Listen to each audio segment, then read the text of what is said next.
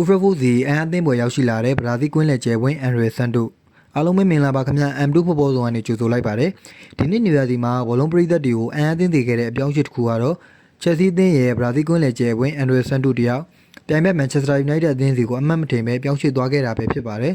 မန်ချက်စတာယူနိုက်တက်ဟာအသက်22နှစ်အရွယ်ကွင်းလယ်လူဆန်တို့ကိုပေါင်48သန်းအဲ့လိုမှပါဝင်စုစုပေါင်းပေါင်သန်း90နဲ့အတူ9နှစ်တန်းရှိစာချုပ်ချုပ်ဆိုကခေါ်ယူနိုင်ခဲ့တာလည်းဖြစ်ပါတယ်။ပြီးတော့နီးပြိုင်မိုင်ငယ်ကားတွေအတွက်ပထမဦးဆုံးကစားသမားခေါ်ယူမှုလည်းဖြစ်လာခဲ့ပါတယ်။ပြီးခဲ့တဲ့ရာသီကုန်မှာ United ကွင်းလယ်လူကက်စမဲရိုထွက်ခွာသွားခဲ့လို့ United ရဲ့ကွင်းလယ်ကိုပြန်လည်တည်ဆောက်ဖို့အတွက်စန်တို့ကိုခေါ်ယူခဲ့တာလည်းဖြစ်ပါတယ်။ကွင်းလယ်လူဟောင်းကြီးဖြစ်တဲ့နီးပြမိုင်ငယ်ကားတွေရဲ့လက်အောက်မှာကစားရမှာဆိုတော့သူ့အတွက်အကောင်းဆုံးဖြစ်မယ်လို့စန်တို့ကိုယ်တိုင်လည်းယုံကြည်နေပါတယ်။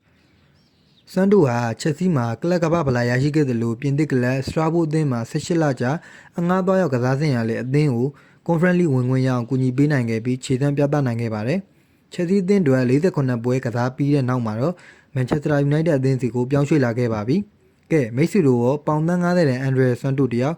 မန်ယူရဲ့ကွင်းလယ်ပြဿနာကိုဖြေရှင်းပေးနိုင်မှာလား။ကွန်မန့်မှာရေးပေးခဲ့ကြပါဦးနော်။အောက်ကစားသတင်းတွေညှက်ချင်မပြတ်ဖို့ M2 ဖော်ပေါ်ဆောင်ကို like and subscribe လေးလုပ်ပေးခဲ့ဖို့မမေ့ပါနဲ့နော်။